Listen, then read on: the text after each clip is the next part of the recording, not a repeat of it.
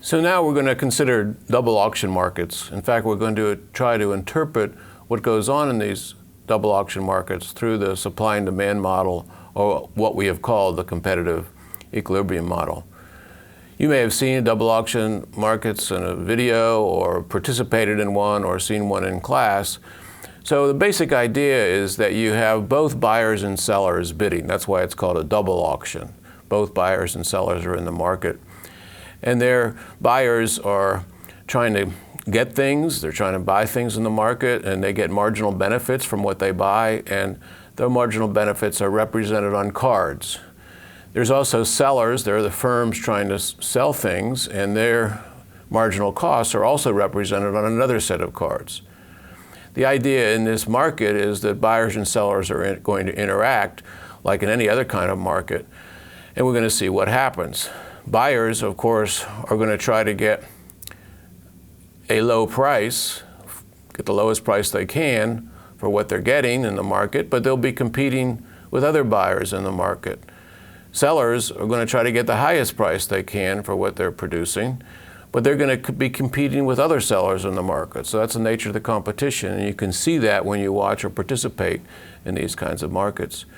What's going to happen after a while of open bidding, it's going to look chaotic as people are trying to buy or sell a certain amount of the good, but the market will settle down to a price and a quantity sold. We're going to consider a situation where we have run or examined a bunch of these double auction markets, 15 in fact, because we want to see how they work compared to the model. So we don't want to just do one, just do two, we'll do 15. Of course we could do more than that, but 15 is kind of a nice number to examine how it actually works. So our interpretation here of what goes on a double auction market is this competitive equilibrium model. And recall, in a competitive equilibrium model, there's a market supply curve and a market demand curve, and there's a prediction that the price and quantity will be at the intersection of those two curves. But in addition, the market supply curve is derived from the marginal cost of each seller. All the sellers' marginal costs added up, you get the market supply curve. Similarly, the market demand curve is derived from the marginal benefits of each buyer. Add those up, and you get the market demand curve. So in the double auction, we know exactly what the marginal costs and marginal benefits are for the sellers and the buyers respectively, so we can examine those. So let's first consider the sellers and derive the supply curve. So these little boxes at the bottom of these graphs represent these cards where the seller's marginal costs are located. So for example, if you look at seller A has a marginal cost of 5 for producing one item. For 2 items, it's 10. Marginal cost is 25 for 5 items. So that's seller A. Seller B is a little different, marginal cost a little lower, 4, marginal cost for 1. And then as you go across, you see seller C, seller D, and seller E. Seller E has only $1 marginal cost for producing one item. So that's what we have noticed, is that you have this marginal cost for different firms, and these sellers are trying to represent different firms in this double auction. We can derive the supply curve for each of the seller simply by examining the marginal cost, and that's what's shown in the diagram above each of the boxes. And the horizontal axis of each diagram is the number of items produced and sold, and the vertical axis is a number. It'll be a marginal cost, and that's where the supply curve comes from. So the dots are the marginal costs. We just plotted those dots. So for example, for seller A, you can see how they go right up the graph. And then the lines that are shown there, the green lines, that represents the amount of supply at each different price. So for example, you can see as the price rises, you can imagine the price going up on the vertical axis, the firms are willing to be supplying more because their marginal cost can be higher. So we've derived this kind of curve many times before, and now it's an actual supply curve for seller A, that person that's in the market and has that particular card to describe what it's supposed to do. Same with seller B and the other sellers. They're slightly different, as you can see. Now, in this case, there's 5 different kinds of firms, 5 different kinds of sellers, all have different marginal costs. So that's quite like the real world. But we would like to just make this so that more people can participate, or that we can have more than 5. We could have as many as you want. So what we'd like to do is assume that there's actually 10 sellers, not just 5, But to make it easy, we'll assume the other sellers, sellers F through J, are just clones for A and E. So effectively, you have two sellers in the market that look just like seller A, and seller F, et cetera. And we want to notice that because the market supply curve is going to be summing up all 10 people, A through E, F through J. So that's the supply. To get the market supply curve, we want to add all this up together. So we take for each price how much each seller is going to be selling, willing to sell, based on its marginal cost, and we just add them together, adding horizontally. So you just flip back and you look at the individual supply curves, you can see what's going on. So suppose the price is 1, in this case, suppose the price is 1. Then over here you see that seller A is actually going to sell nothing. Same with seller B, seller C, seller D, but there you got seller E is going to supply 1. And there's 2 people look like seller E, so the total supply, quantity supplied in the market for this particular case should be 2. And if you look over at the market supply curve, that's exactly what it is. You see, in this case, when the price is 1, you have 2 items supplied. The scale is 2, 4, 6, 8, 10, et cetera, so that's 2. And you can do the same thing at any price. Just go do the same exact thing, and as you do that, you'll see that as the price goes up, the quantity supplied goes up just like any market supply curve. So we derive the market supply curve from these individuals. Now let's consider demand.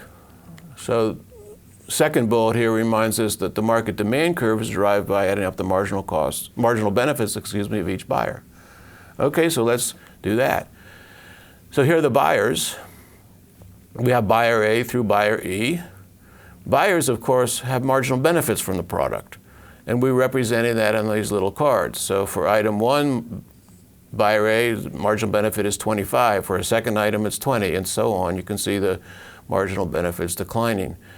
Same with buyer B. Of course, buyer B is somewhat different than buyer A. Buyer C is different, but they all have their marginal benefits represented on this cards, and they all decline. They're just different values, which trying to replicate reality. All people aren't the same.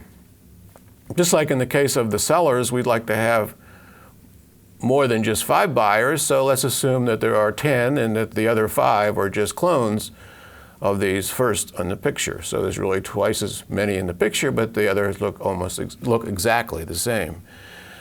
So to get the market demand curve, we just want to add these horizontally as well. And so if you consider different prices, so for example, look in the picture, you'll see, just for example, if the price is high up there at 25, that A is going to quantity demanded 1, but then you cost nothing over here, nothing over here, nothing over here, and so the total is going to be 1 for buyer A, and there's going to be buyer F who looks just like buyer A, so the total is going to be 2 in that case. And if you go over and you look at the market demand curve, you can see at a price of 25 up there in the upper left, the quantity demanded is 2, and that's 2 on the scale. And then in this case, as you take the price down, the quantity demanded will go down as it's shown in this picture. As I should say that reverse, as the price goes up, the quantity demanded goes down. It's a negatively sloped line, as you can see. So the idea is just add it up again. Now, what we have is a supply curve and demand curve that describes these individuals. They might not know anything about these curves. They're just in there, they're going to try to get the best deal they can to get the low price or high price, depending on whether they're a buyer or a seller. But we have a prediction based on this model that we've been working at, that as they interact, however they interact, there's going to be a price that the market comes to and a quantity that's transacted, both bought and sold.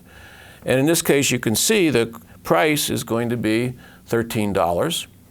And the quantity sold about 26. Okay, that's if each market has, if there's exactly 20 buyers and sellers in each market, in this market, and the 26 is at the intersection of the 2 curves. Okay, so now let's see how well does it work. Well, we'll have these 15 different markets that have been conducted, and we kind of have the results of the markets.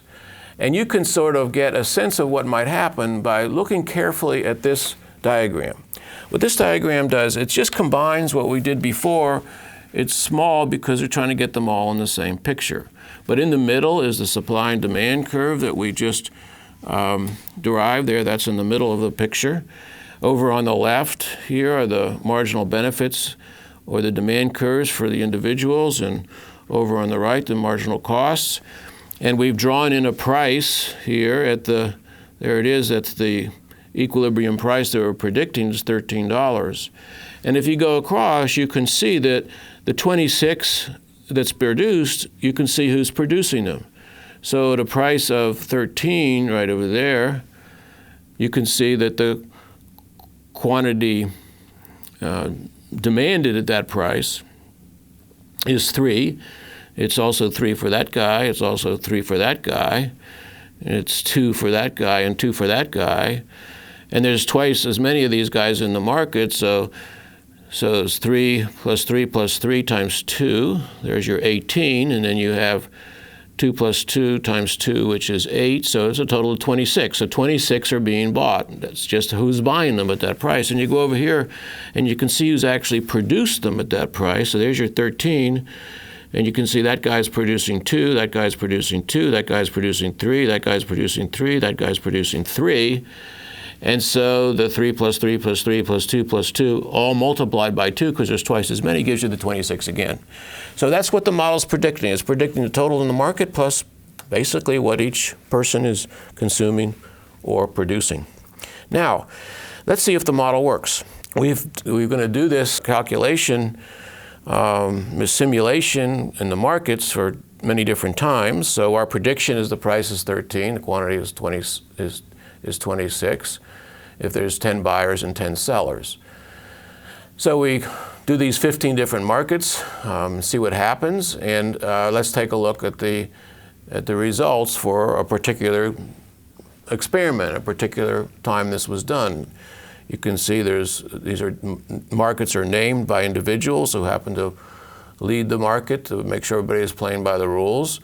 And the price you can see is in the first column. That hovers pretty close to 13, not always exactly 13. And the quantity is in the other column. It's not always 26, sometimes 26. Generally, when it's lower than 26, it means that fewer than 10 buyers and sellers were in the market. In that case, the curves were shifted over, and so the quantity is less as a result. But you can see in this case, since the price is very close to what was predicted, the quantity is close, lower when there's fewer buyers and sellers in the markets. The model works pretty well. It's not perfect, but after all, it is only a model. Let's do one more thing to see how this works. Let's suppose that we change something in the market. We say, okay, suppose costs are higher for those sellers. Suppose their marginal cost shifts up. In particular, suppose the marginal cost shifts up by $6. You could think of this as if they have to pay a tax of $6 every unit they sell. So this will shift up the individual supply curves by $6 because marginal costs are up by $6. It will therefore shift the market supply up by $6, and you get a new intersection.